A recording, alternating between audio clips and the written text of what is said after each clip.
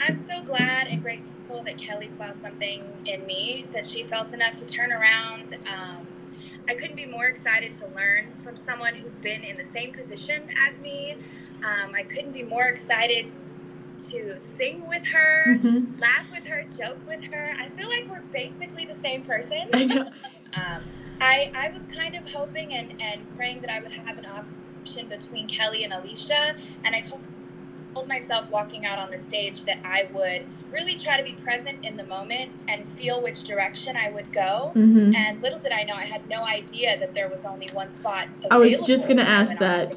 So you didn't know that you were literally fighting for the last place, like, available. No. And they don't tell you that on purpose. And I'm glad they don't, because I feel like, you know, that could have messed with my head. I was already nervous, okay? Singing on that stage in front of that caliber of group is no joke. And some of the most experienced, well-versed, seasoned singers have been on that stage nervous as heck. It's just a different kind of beast. So I already was nervous. I feel like if they would have told me there was only one spot available, it would have gotten in my head. So I'm glad I didn't know that. And I had no idea that was the only option I had. Oh my gosh, and it was the one that you wanted. That's kind of a blessing.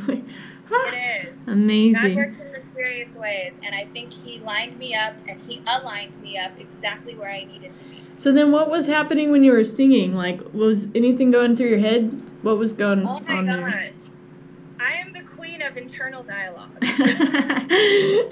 I feel like I was having this, like, master conversation with myself, and you'd think I'd be so, like, focused on the song and the notes and the technicality and performing.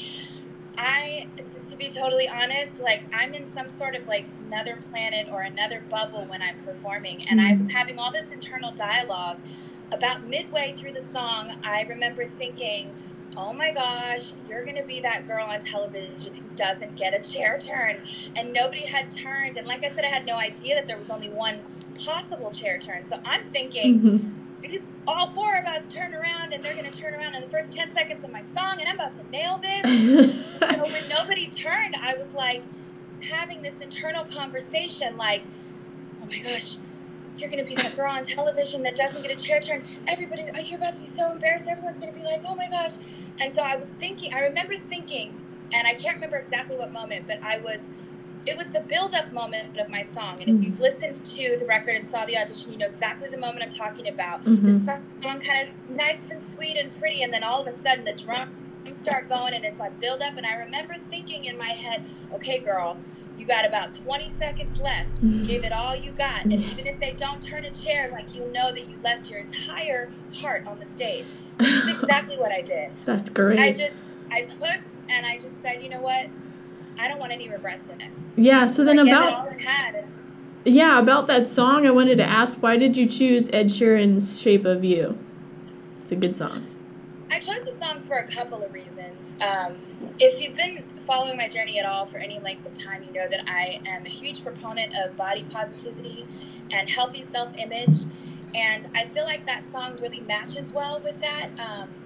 You know, for obvious reasons, the song talks about the shape of you, and it's literal in the original song, but in my mind, it was really a metaphor about being in love with who you are and the shape of you, the individuality of you, the shape of who you are, whoever that is. And at that moment, it was me. So I also chose that song because I'm a huge fan of Ed Sheeran, and just being totally honest, I really wanted to take something that in its original form was popular, a pop song, and put a twist on it and put soul into it. And so that's exactly what I did with the song. Yeah, it was definitely different than Ed Sheeran's version, which really paid off because, I mean, Kelly Clarkson really liked that.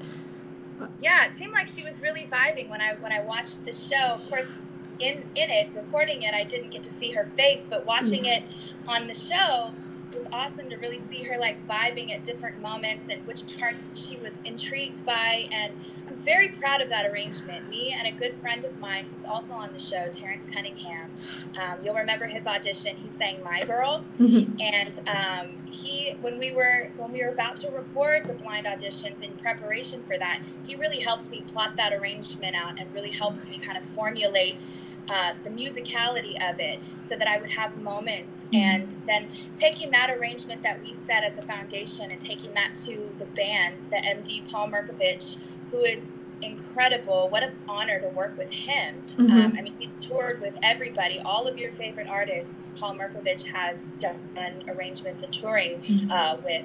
So when we took that foundation to the band, they just made it incredible. My references were Phil Collins, In the Air Tonight, those drums, those tom drums, and just having some big, powerful moment. I wanted, for me, when I hit the stage, I don't just want to get up there and like look pretty and sing a cute song and all of that.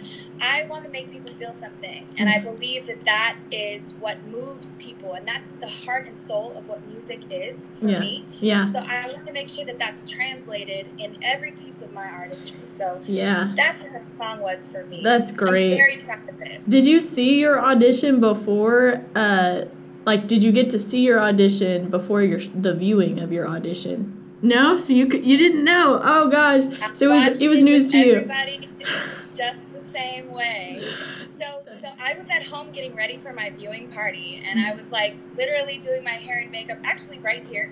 And I was watching the East Coast airing on my iPad, and I was totally by myself, and I wanted to watch it by myself first so that I could get all the. As an artist, we're so sensitive and we critique everything. I wanted to get all of that out the way so that when I watched it with all of my friends and like family and everybody, that I could just have a good time and enjoy it. I'm very happy with the way that they edited my story. I'm very happy with the way that they portrayed me. It was really a positive experience. In January of 2009, I was diagnosed with cervical cancer. And going through that process and going through treatment, it was about March, April, when I was in remission and they couldn't find any more cancer cells, and I was good to go as far as the doctors were concerned. It was a very quick process for me. I was very, very lucky. And then fast forward to June, I landed in the hospital for 3 weeks, and that's when they diagnosed me with sarcoidosis, and they couldn't figure out what was wrong. So it's an autoimmune disorder, and it affects primarily the lungs. However, it translates in different people in different ways and in different symptoms. For me, it translates a lot to inflammation in my joints. It does make it more difficult sometimes for me to breathe the way that I should. I run out of breath a little quicker, and my immune system doesn't fight as well as the average.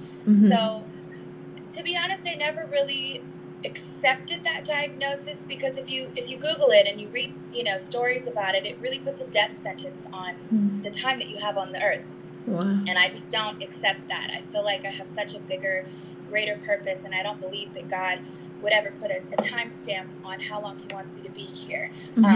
However, at the same time, for me, the way that I've kind of operated since being told that is it's better for me to stay on the healthy side. If I can avoid getting sick, then that's better for me. Once I get a cold or something like that, I can get really sick really quick because my immune system is just not, what it should be.